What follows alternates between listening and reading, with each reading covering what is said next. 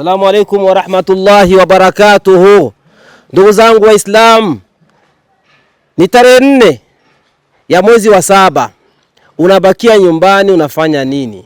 Mbona kazi ni ya kwako hii? Mbona thawabu zimejaa hapa ndani? Mbona jamii ni ya kwetu? Ni tarehe 4 ya mwezi wa 7. Baba, mama, watoto, tujongee hapa. Tuifanye kazi ya Mwenyezi Mungu Subhanahu wa Ta'ala. Hakuna atakayewalipa ila ni Allah. Unamtupia nani? Atakwenda fulani. Nani atakayekwenda bila wewe? Jongea ndugu yangu, tarehe 4 ya mwezi wa 7 ni Jumamosi saa 1 asubuhi katika sehemu yetu hii ya Komibu, ambayo ni ya kwako, ambayo ni ya kwangu mimi. Karibuni sana. Assalamu alaikum wa rahmatullahi wa barakatuh. Nimeulizwa na ndugu yangu Sheikh Juma hapa eti ninalo la kuwafikishia Waislamu. Mimi ninalo.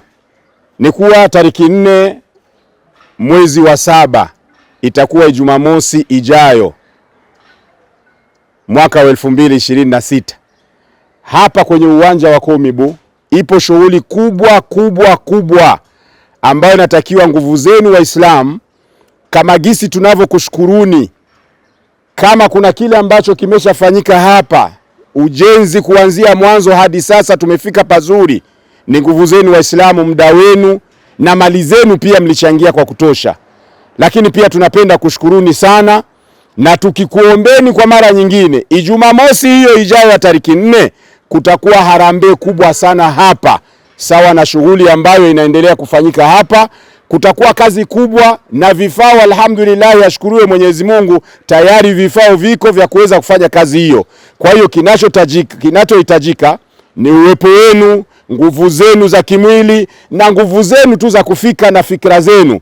Insha Allah, mnaombwa sana wanawake, watoto, baba zetu, kaka zetu, nyote mnaombwa kufika hapa, kwa sababu shughuli hii bila shaka ni ya kwenu. Hakuna mwingine atakayeifanya isipokuwa ni wewe. Na kila mtu kumbuka, utalipwa sawa na kile ambacho ulichokitenda katika dunia hii. Kumbe ukifanya wema umejifanyia mwenyewe, ukipuuzia ukazembea umejikosesha mwenyewe.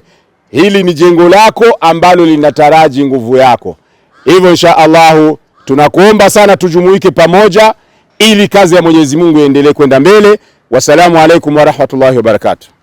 Na baada ya kuwasikiliza mashehe zetu, ndugu mtazamaji wa Rais TV, ndugu mtazamaji wa Al-Istiqama TV, ni muda wako sasa. Elewa kuwa jengo hili ni fahari kwa Uislamu, ni fahari kwa umma.